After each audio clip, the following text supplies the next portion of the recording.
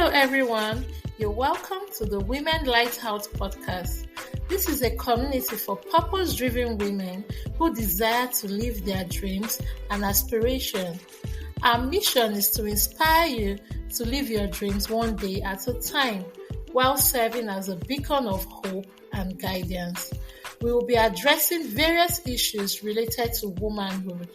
Join me as we explore our journey of life together. I am your host, Uyime Hamilton.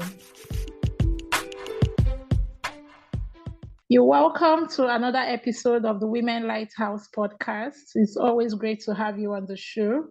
Today, we're diving into the inspiring journey of a young business owner who began her entrepreneurial journey at the age of 15. Our guest today is Idongesit Itiat, and she's a seasoned entrepreneur and the CEO of Savon Oils. She holds a certification as an essential oil specialist from the Aroma Head Institute in Florida and the School of Aromatic Studies in the United States. Additionally, she's the co-founder of New Gist Collection, which offers a line of natural and organic beard care products. She's an alumni of the University of Calabar, where she holds 2 degrees, and she has had 8 years of experience as an entrepreneur, where she has established herself as a prominent and influential figure in her field.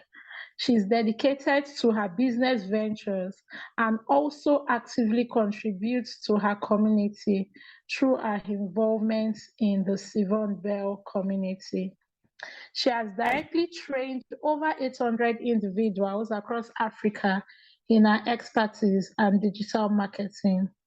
Also, as a content creator and a volunteer with the African Youth Network, Idongesit serves as the team coordinator and trainer at Lead Park, Nigeria, where she also mentors young professionals in both life and business.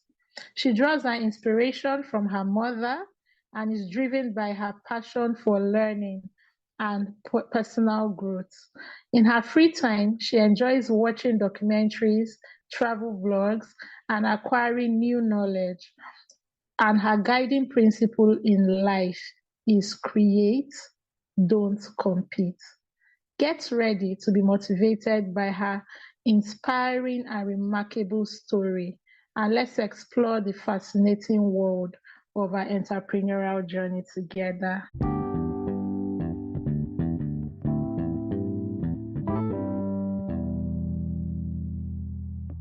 Wow, you're welcome, Idongesit. It's nice to have you on the show. Thank you so much. I'm so grateful for the opportunity to be here. In fact, while I was reading that profile, it was so inspiring. And I'm like, how old are you? I'm currently 23. I'm 23 years old.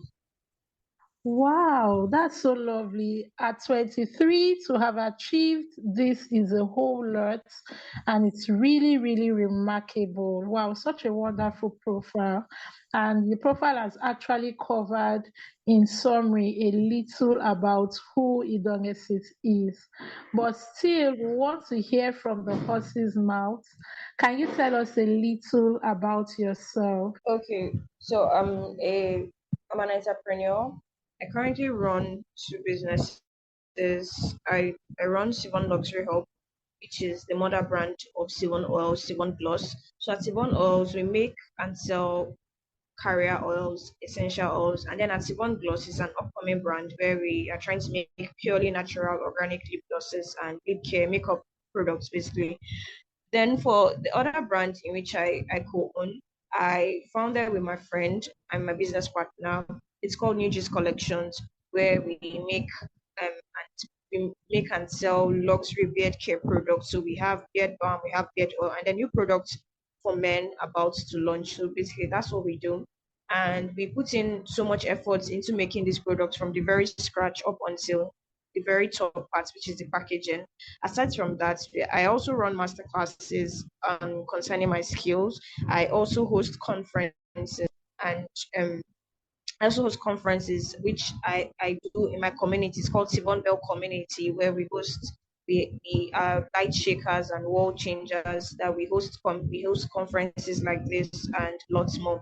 So yeah, and also I also mentor people. I mentor people in business and also in life, especially teenagers and young adults. Oh, that's so lovely. So, you mentioned you're 23, and from your profile, you began business at 15. So, how did you decide that this was what you wanted to do? At 15 years, what really made you decide that you wanted to go into business, and how were you able to identify your niche? Okay, I got into school really early. So at 15, I was already in university. I was running a diploma in law. At that time, when I started business, I didn't even start as in buying and selling. I started off as a talent manager. So my friends then that were also in law, that were artists, were like, "Oh, let me send you my songs. Let you check them out for me. Let you just act as my manager and all of that and all of those good stuff." So I said, "Okay, fine." So I started as a talent manager, and I also had contracts to bid between my talent and I. So it wasn't just like joke or play. We had contracts. We had like legally binding contracts to lead us. And then also while I was in the talent management, I was also into motion graphics because I served in church. I was served in the media and publicity. So I already had that hand-on skill of content creation. So I was doing motion graphics. So I created a brand called I Create Concept. So with the brand, we were making motion graphics for, we worked for MTN, we worked for Center Fruit and Fresh, we worked for events, church events and businesses to help them grow. We actually did videos. But as I was rounding up my diploma in law, I needed to drop it because my mom said I needed to concentrate on my studies and just leave other things so they won't distract me from my final exam. So I needed to drop it. I just stopped everything. So I stopped.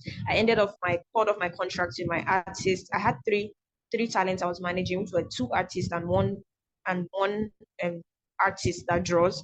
So I ended up the contract with them, and then the motion graphics I just stopped taking in jobs, and so that was how I just stopped. And it didn't stop me. It was like a break, like for me to just settle down and chill. So during that break, I learned a skill from my aunt. My aunt taught me how to make carrot oil and all of that. So that was how I now said, okay, let me rebrand. And it just aids back to when I was in secondary school. I used to have really dry skin, and the only oils I used was coconut oil. So I thought that I felt like there were people like me that also had dry skin that couldn't use lotion because I couldn't use lotion. If I use lotion, it's like it's getting dry in my skin.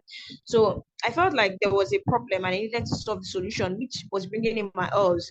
So when I started off my second degree in school, my mom gave me money for my matriculation down, but the money she gave to me, I just used it. I felt like I've done it before, so there was no need doing it again. So I just took the money and I went to the market ASAP and I went to get raw ingredients needed to make this carrot oil. And then that's how I made the carrot oil. And prior to that time, I already started making publicity. Like in less than 1 week of launching that carrot oil, it got sold out. And I made more than double the money back, more than double the money invested back. And people were still asking for more. So I felt like there was actually a need of people that had dry skin and needed oil to help top up their skin. And so that was how I kept pushing and I said, okay, I'll keep doing this. And I kept working and working. And yeah, and now the brand is 6 years old. So yeah, that's how far I've come. Wow, that's such a wonderful story. So when you decided to start the business, did you have like a structured plan? And how did you decide to put structure to your business and scale up to where you are? Because you also mentioned you've been in this particular business for the past 6 years. Okay, so when I started off, there wasn't a structure. I didn't have prior to that time. I didn't have like a business mentor, a coach to tell me, okay, this is the line you have to go through, or this is what you have to do. In fact, at that time when I started for the past 2 years of running the business, I wasn't even seeing profits because I was spending the money. Basically, I wasn't recording my sales, but I know I was putting in money into the business. I wasn't recording my sales that much. So I made mistakes at the first 2 years of the business because I wasn't seeing fruit in it. It was like it was stunted, but it was a passion. I needed to keep doing it. I needed to keep showing up regardless of whether I was making profits or not, which is what kept me going until 2020, which was the lockdown. So when the lockdown came, everybody was now at home and all. So that was when so many master classes were coming in, free classes here and there. Everybody was at home trying to, do something with their lives. And then I jumped on it and I'm like, I won't let this slip by. So during the lockdown, I would spend hours like studying. I would spend hours trying to like join conferences, trying to learn something new, trying to just be better than who I was the previous day. Because the competition is against who I was yesterday, not against anybody. So during that lockdown time, I took it upon myself to be better. So I rebranded, I even changed our packaging. I did like the branding, I did the design, like we had publicity plan. I literally worked on the social media outlook and everything branding. I did all of that during that time, during the 2020 COVID time. That was a period where it was like a new era where I started seeing getting new insights and then I started growing. So from 2020 till now, we started structuring by having like good records of our inventory, having records of our finances, of our sales and expenses. Started taking it all from that. So that was where the whole journey of having a structured business started from. But at the very initial stage, there was no structure. I was just doing something that I loved, which was passion. Oh, okay. So what were some of the challenges you encountered, especially being that you were also a student at that point in time? Because when you started, you talked about how you started. I think that was the beginning of your second degree. So how were you able to Yeah. combine school at the same time, combine it with growing your business? And what were some of the challenges you encountered while starting up your business? Okay, so the good part about my business is that it's not an offline store, so it wasn't taxing. It wasn't like there was a store that I needed to show up every single day of my life. But there was something more important, which was the online store. So it was an online store, which was I was going to show up online every single day to stay in subconsciousness of people. So being able to balance being a student and an entrepreneur was quite easy because I was able to schedule my time. So I know that from Monday to Friday, I'm in school. Even self, apart from being in school, I was volunteering and I was also working in church. So I could schedule my time to fit that. Okay, during the morning hours till afternoons, I'm going to be in school. Maybe evening, some days I'm going to be in church. I'm going to be volunteering. Then during weekends is when I run mass production. So I'll take out time to run mass production and also create content for social media. So I know that during weekends I've scheduled my content, especially once in a month. I schedule my content. I'll go out there, so I'm able to like create a balance between my study time and then my business time. So and also time where I volunteer and serve in church. So it was quite easy for me because it was an online stuff. And then I mostly send my way bill out like during weekends, like on Saturday mornings. I would go to park and send it to different states or they come pick up at my location. So that was what I was able to do. But the challenges I faced are quite numerous. But firstly, it was like the inflation, like the prices of things just keep going up. And apart from that, the inflation is just a lot right now. Even as at that time, the inflation was really affecting, but we still kept going. And then trying to source for really natural products, it was hard finding like really legit suppliers. Example, coconuts now we get coconut from Bakassi. So imagine getting a supplier from Bakassi. It's really hard. So trying to get suppliers at the early stage was really challenging. Suppliers that would give us like really organic, straight from the farm products that would use in our production. And at some point it was sales because we're not meeting our targets. But when we understood our target audience and we understood marketing better and we started taking more steps in making it work. It started making sense, started working, especially on the online platform, which is what helps us. So yeah, that was how I was able to navigate all of that. That's lovely. So, with regards to, commonly we don't have young entrepreneurs. If you really look at the way our world is structured now, especially in the developing world like Nigeria, so we don't really have a lot of young entrepreneurs. So, at that times, you encounter some form of peer pressure with regards to what you're doing. Is there any form of peer pressure that you experience? And if yes, how do you get to deal with it? Okay, so firstly, like I said earlier, I'm a mentor to like young adults and people. So it was very hard to have people that were not supportive in my circle. My friends are a reflection of me. So if I'm having people in my circle are people that mirror my values, that are also determined, that are also go-getters, people that are also doing great things. Like if I should list out my friends, all of them are doing big things. So it wasn't like there was any form of pressure. Maybe the pressure was to do better, to try to strive, to grow. That was where the pressure was coming from, because my circle of friends are all they're all doing really good as at that time. We're all in school, yeah. But my circle of friends really were already like a step ahead of me, which was what pushed me to do better. And they were really supportive at that time. But so there was really no peer pressure at that time. But I think when it comes to me being young, might just be significant. And when I'm going to send waybill out, like example, if I go to the park and I'm negotiating with the drivers, it's just shocking that there's just a small person trying to negotiate to different locations. So in order to just bypass the driver thing, yeah, I had to find somebody that is like a blog for me. So I will meet up with him somewhere and he'll send it off to whatever location I want, even across the borders. So that was the only time that I felt like being young was a challenge for like trying to communicate with drivers. But I think they got used to me or coming to the park almost every week. So we became friends and it was they were easy to communicate with me. And being streets, like this business, as you're trying to grow intellectually, you also have to grow streetwise. You have to be street smart and know how to communicate with these people, because being street smart will take you far. It will take you far. So yeah, just having to understand that whole spectrum just made it better for me. Yeah.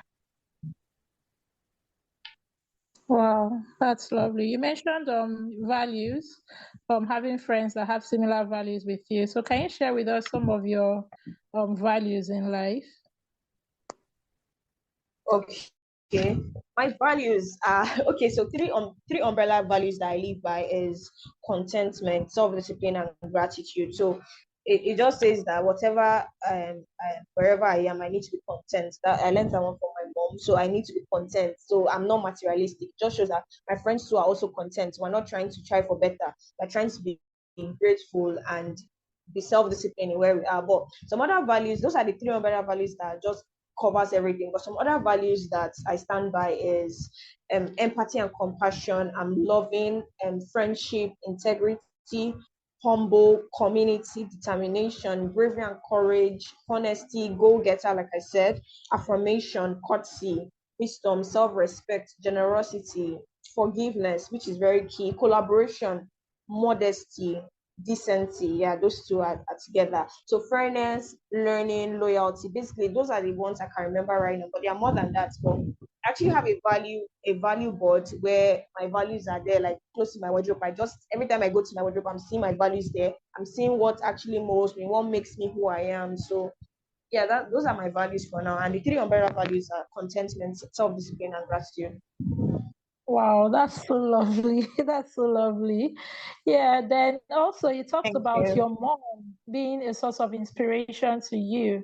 So can you share with us a little, how has your mom played that role in making the woman you are today? Okay, my mom has been really supportive to me right from very beginning. But from business wise, she has been there. I cannot, a thousand words would not be enough to mention how many times she came through for me. From when I started, she would follow me to the market to source for the right supplier. She would follow me to the market to source for the right goods. Even when I'm back home and trying to produce, she's assisting me to like do a bit of the production, and she's just there basically. So her being there already, even right now, we have a distributor in her location. We have our products in her office, and who would do that for you except your mother? But yeah, her being in my life has been like a big inspiration and just pushing me to be better at every step of the way. And it's not like she's saying, "Oh no, don't do this, don't do that," but she's like, "Whatever you do, I'm like supporting you. I'm just right behind you."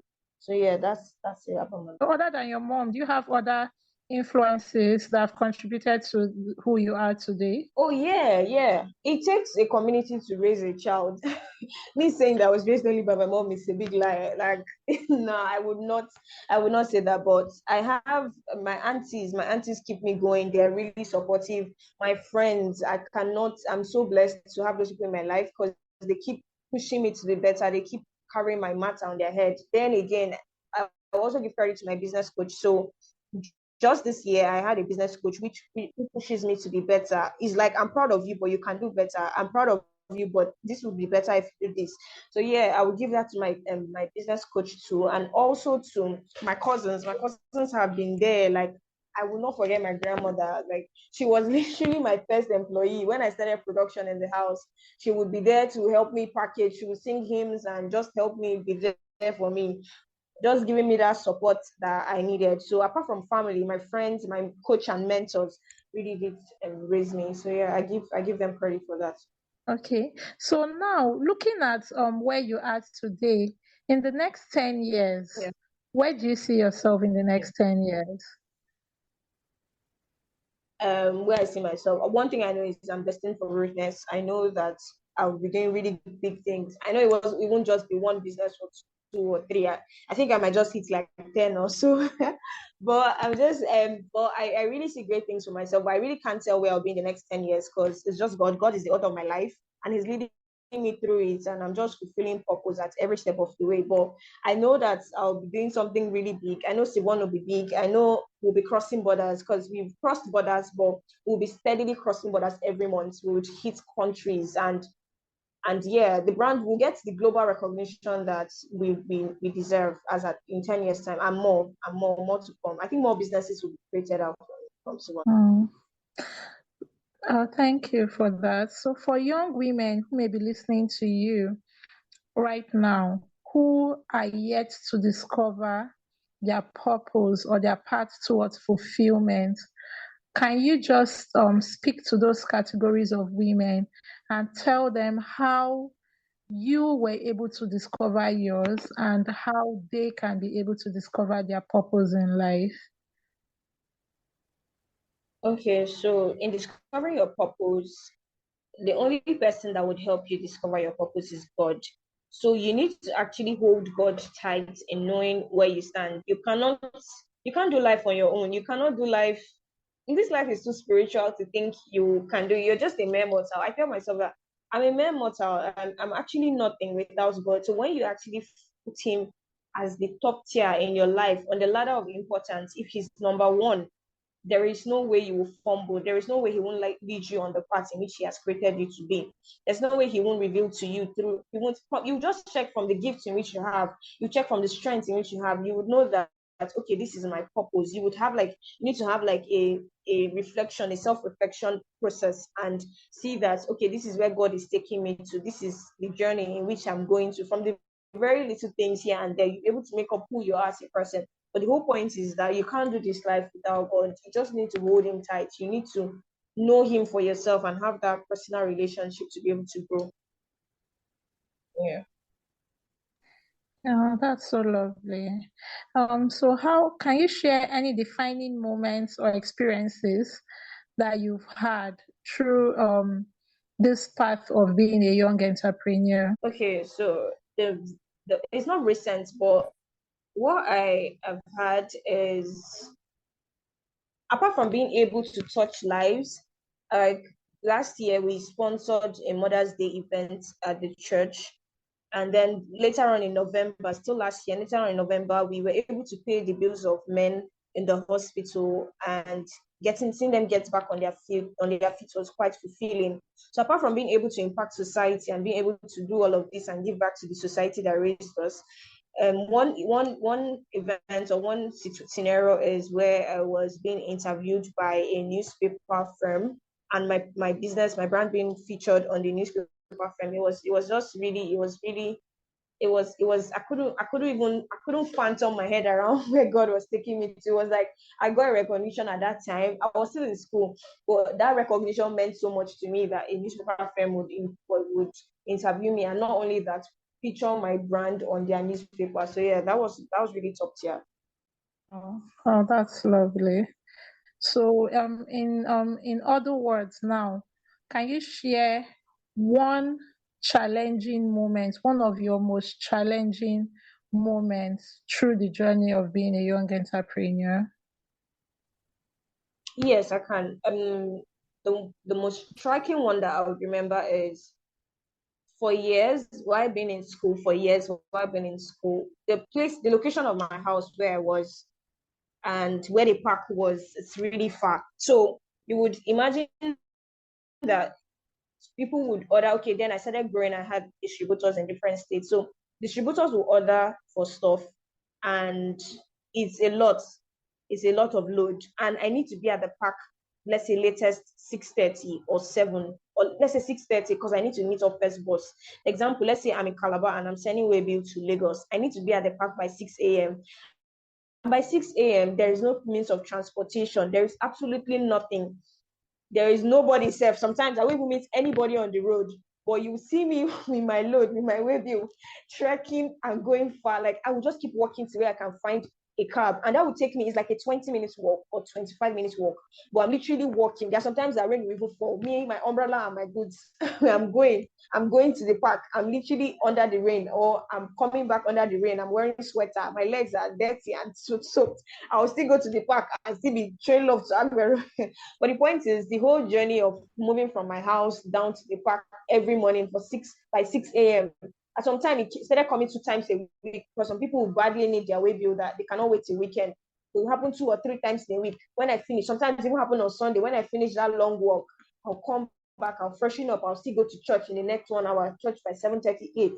But that whole journey of going to the park, trekking with my goods, rain is beating me, sun is shining on me, coming back, it was really challenging at that time.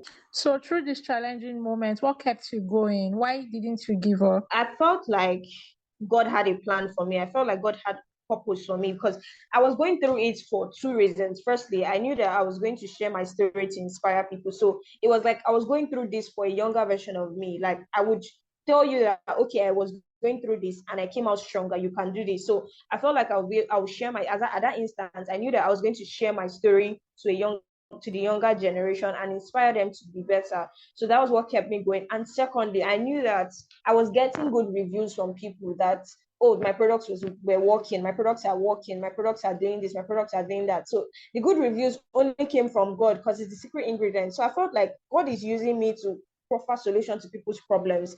I'm not just in business to make money. So I knew that it was a greater call than I thought it was. So it wasn't just me making money, making cash here and then. No, it was about service. It was about me being able to serve people and solve proper solutions to people's problems, even at their needs. So those two things really kept me going. Yeah. Okay. As we draw this our conversation to a close, how can we, if we want to follow you on social media and also follow your business, how can we do that? Okay, my social media handle is at Sivon Oils, Sivon SEAVONNE underscore oils. So at Sivon Oils is on Instagram and a Facebook. That's where you can reach me directly. Okay, and we can place orders too via your handle. Yes, you can place orders via the handle. Wow, wow. It has really been an inspiring conversation with you. And I know that our listeners too are also inspired by your journey and your story. So, can you just share a final word with us on how we can live purposefully and also give birth to whatever our aspirations and our dreams are? Okay, I would say consistency is the mother of success, because there's no successful person today that got successful on that day. It means that the person has been doing the work, the person has been in the background, the person has been pushing, has been planning, has been strategizing before time. So I just want to say that whatever it is you are doing right now, take it as a baby that you have to nurture till it's big enough to fly, and then you just sit back and watch it. So I'm saying that you should not give up. You need to keep staying consistent. Whatever it is you're doing right now, the moment you step back, the moment you stop pushing, know that somebody else just gets ahead of you. So you need to keep showing up and showing up. You don't know who is watching you. You don't know who is rooting for you. You don't know who is calling your names at tables where you're not even there. You don't know who is calling your names at rooms or on lists where you think you don't even deserve, because they feel like you can do it just by showing up. So being consistent on this journey is what will keep you going. It doesn't matter how much or whatever, how much you're making right now is low, or it's not giving you the results that you want.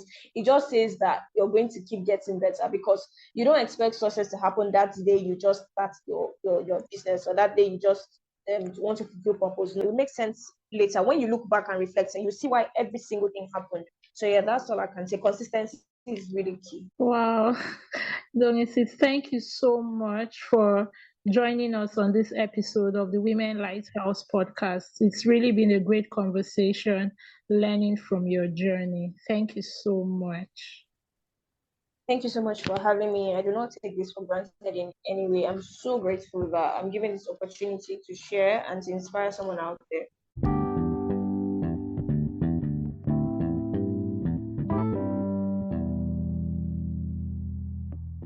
It's been such an interesting conversation with our guest today, and our inspiring journey should serve as a reminder for us that we have the power to shape our own destinies and pursue our aspirations fearlessly.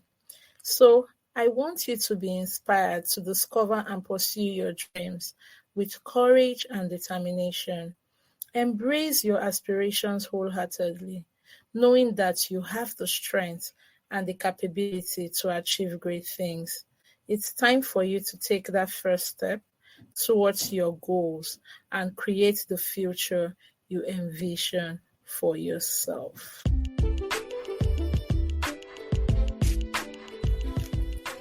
Thank you for listening to today's episode of the Women Lighthouse podcast. I hope you were inspired to keep taking steps towards living out your dreams. If you enjoyed this episode, we encourage you to share it with other women and leave us a review on our social media platform, which is in the description box. Also, feel free to subscribe to our channel to get notified of new episodes. Till I come your way on our next episode, keep living, keep dreaming. Bye for now.